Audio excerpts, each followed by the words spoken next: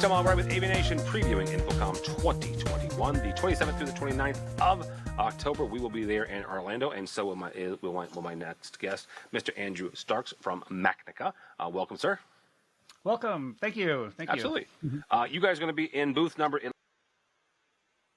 11, Andrew.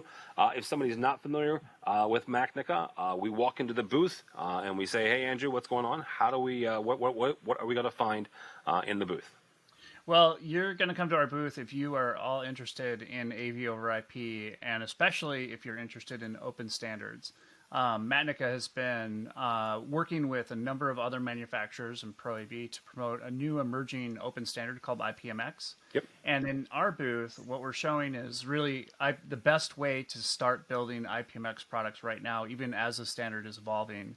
We've got a fantastic dev kit that is inexpensive, easy to get started, easy to evaluate. Both IPMX and also Macnica's software development kit and hardware that enables manufacturers to build IPMX products when the standard emerges. So talk for a second about some of the challenges that IPMX has faced over the years. It's a relatively new standard. Talk for a second about the hurdles that you guys have overcome in getting others kind of surrounding you, because that's one thing about a standard is, if it's just you standing by yourself, that's all great and groovy. You have to have other people come alongside you. Right. Yeah, that's a great point. And really, the story of IPMX begins way back with SMPTE 2022, when broadcasters got together and really tried to figure out how to move SDI into the network. And 2022 has been incredibly successful, but they realized that they could go even further and kind of unburden the protocol from the SDI world, and then they came out with something called SMPTE 2110, which is the new standard and is a elementary stream standard, so both audio and video are separated. It's a lot more efficient, and it's been in use in broadcast for a while. So not when IPMX, before IPMX really came out, that group realized that really the future was convergence, and that not only means software and hardware, but it also means the sort of live production, or what we might call broadcast, and the Pro AV, or what we might call presentation sort of workflows where we apply AV over IP to communicate with others, not create new content, right? So both of those workflows had a tremendous amount in common, and we realized that the work done with SMPTE 2110 and also its API, or the way that you interact with it, called NMOS, were applicable to AV.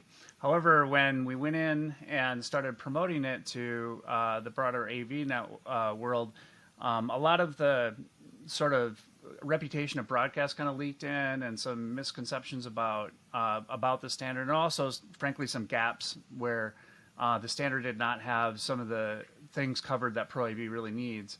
And that's when we really we kind of collected all that input from the Pro AV market, went back to the drawing board, and developed, sort of wrapped up what was already there, and then added some new things that needed to be included, and called that IPMX. So IPMX really is the result of the feedback we got from Pro AV. They said, perfect quality under 1 gig. They said much easier to install. They said we have to support HTTP. We've got to support the different ways that that we connect. Like our EDID support. That kind of thing. So we took all that, created a roadmap, and have been really just kind of going at it since then. And the reception has been awesome. Oh, awesome. We're talking with Andrew from Macnica. Macnica, you can find them on the show floor of InfoComm 2021. Really quickly before I let you go, Andrew, a lot of the folks that you're looking for are mostly manufacturers, but you're talking a lot of the dealer and the integrator language for a second. If I'm a dealer and I'm an integrator and I'm looking at this as a possible technology or a possible standard to start introducing into my clients and into my designs, what would you say, or what will you talk with me about when it comes to the show floor, even after that? Yeah, I mean, that's the thing, is that we have really gotten some very positive feedback and encouragement from people in the industry, both users, consultants, magazine people like yourselves that have kind of seen this before, but they've looked at what we're up to, they've looked at the history of SMPTE 2110, and they've seen the specs, and they like what they see. And as a result, the manufacturers that aren't part of the standards bodies but are kind of in Pro AV have been really, really engaged with IPMX. They love its flexibility. They love the target it's hitting.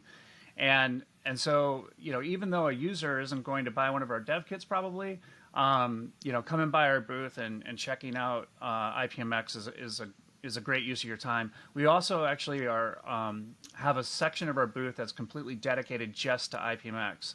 And it's important to remember that Macnica does not own IPMX. That's not our standard. It's actually owned by an organization. The IPMX name is owned by AIMS, but AIMS represents the other standards bodies that are part of putting this together. So it's completely open, free standard. You can build whatever you want with it, but Macnica is building kind of the premier dev kit to help people really start implementing it. We'll also have a really cool software only demonstration. That's a big part of IPMX. So highly encourage you to come by to see that as well. That demonstrates how IPMX is actually designed not only for the hardware world, but ultimately for software as well, and cloud infrastructure and all of the things that people care about nowadays when it comes to IT. All right, very good. Andrew Sparks from Macnica, again, is where you'll find him during InfoComm 2021. Andrew, if somebody's not going to InfoComm 21, but they want to connect with you, how do they do that? You can reach us at macnicatech.com.